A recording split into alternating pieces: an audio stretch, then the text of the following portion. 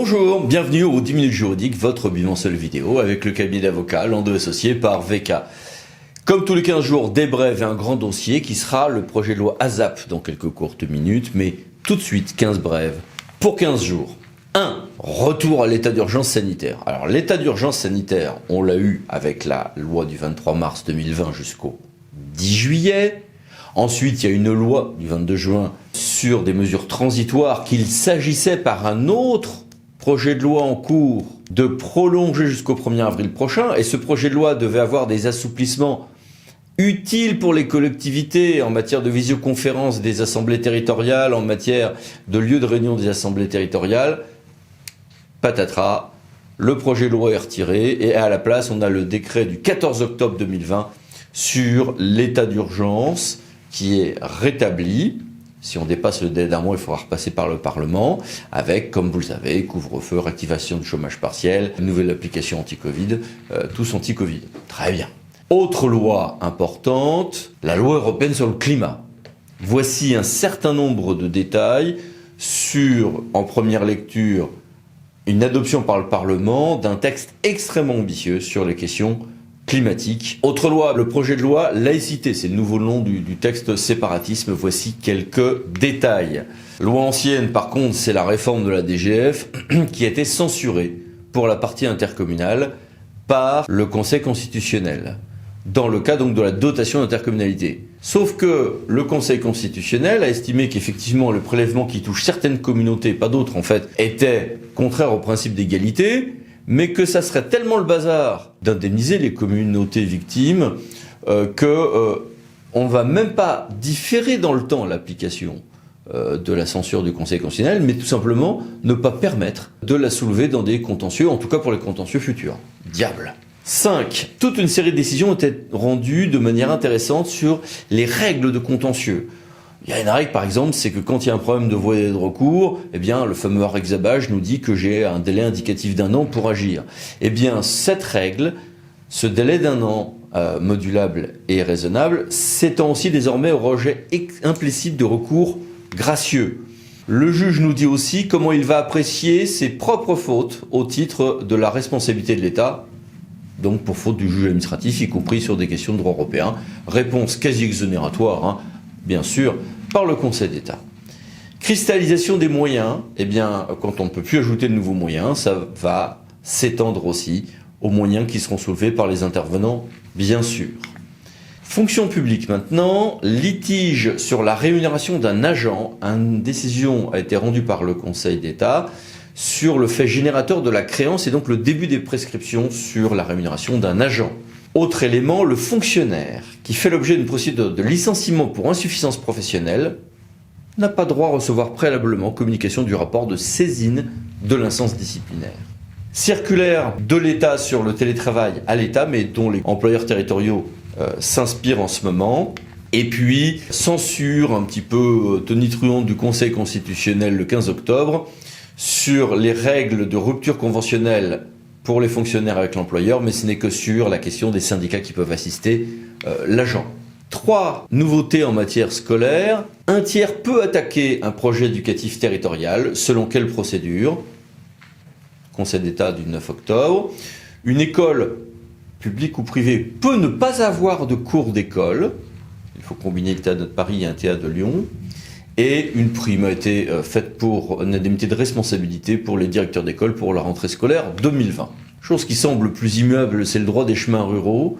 Eh ben non, ça évolue aussi, avec le fait que l'aliénation irrégulière d'un chemin rural peut parfois donner lieu à régularisation rétroactive, nous dit la CA de Nantes d'une manière fort souple. De son côté, la Cour de cassation nous dit qu'une éolienne n'est pas, en principe, en soi, un trouble anormal du voisinage pour les riverains. Décision importante, mais cette fois-ci de la CA de Bordeaux, si on fait une diffusion de communes, juridiquement c'est une modification des limites territoriales des communes. Le juge impose un certain niveau d'information réciproque et d'impartialité dans la procédure. Le préfet est très libre de sa décision finale, mais il ne peut pas faire ce qu'il veut en termes de procédure, il doit respecter une certaine égalité des armes.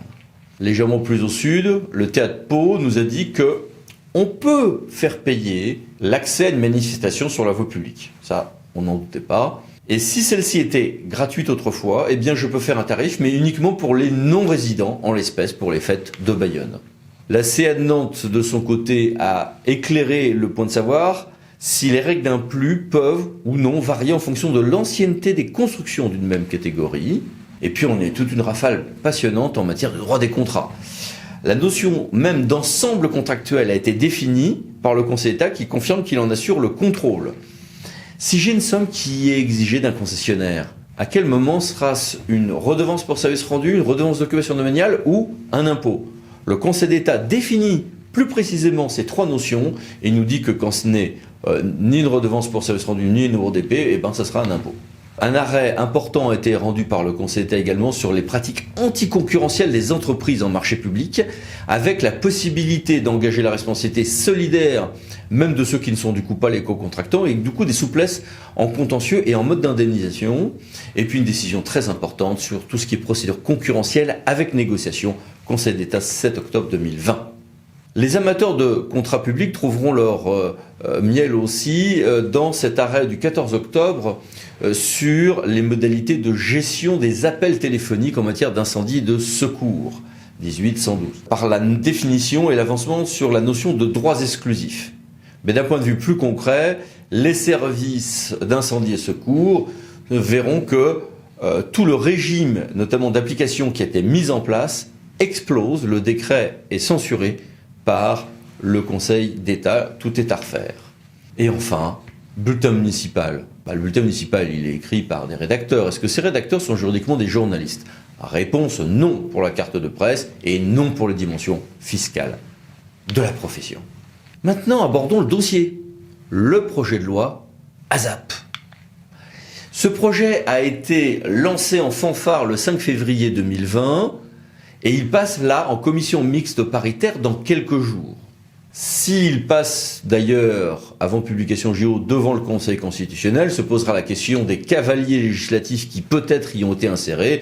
Certains disent même que c'est tout un régiment de cavalerie qui s'est engouffré dans ce texte. Attendons de voir ce qu'on dira le Conseil constitutionnel.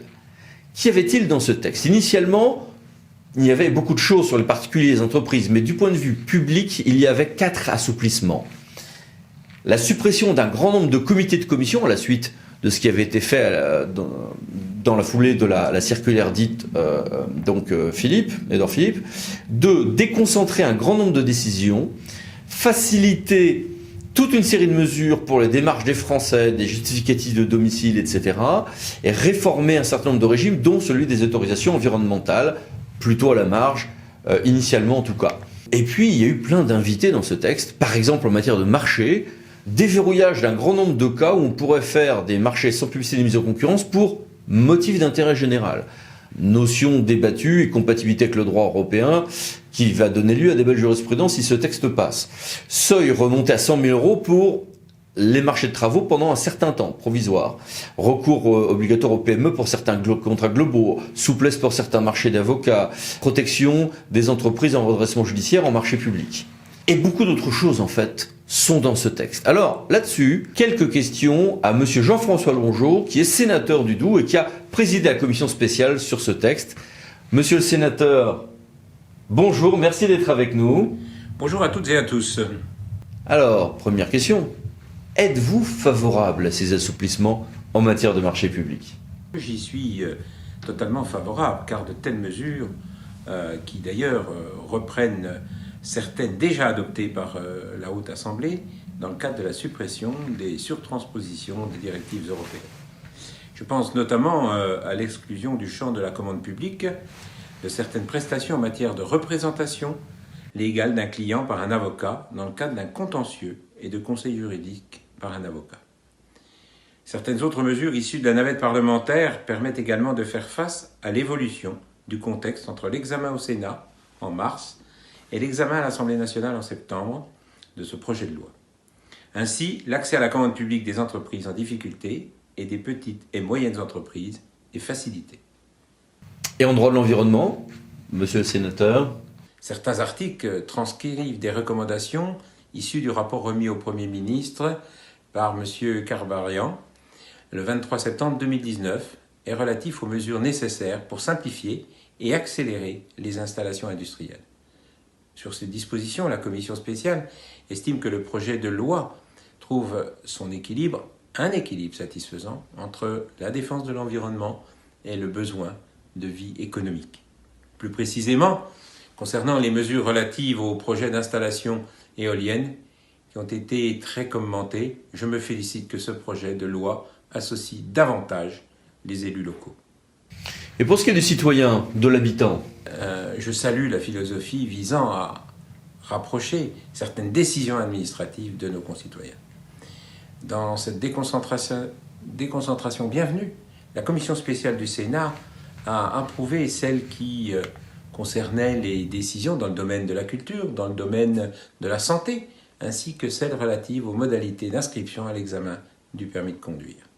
Toutefois, nous avons apporté des modifications quand il s'agissait de la simplification de certificats médicaux de non-contre-indication. eh bien un grand merci monsieur le sénateur, à bientôt. Merci, au revoir et à très bientôt. Et merci à vous, à bientôt pour une nouvelle vidéo, les 10 minutes juridiques, parlons de l'associé pour VK. Pensez à vous abonner juste après. Merci, au revoir.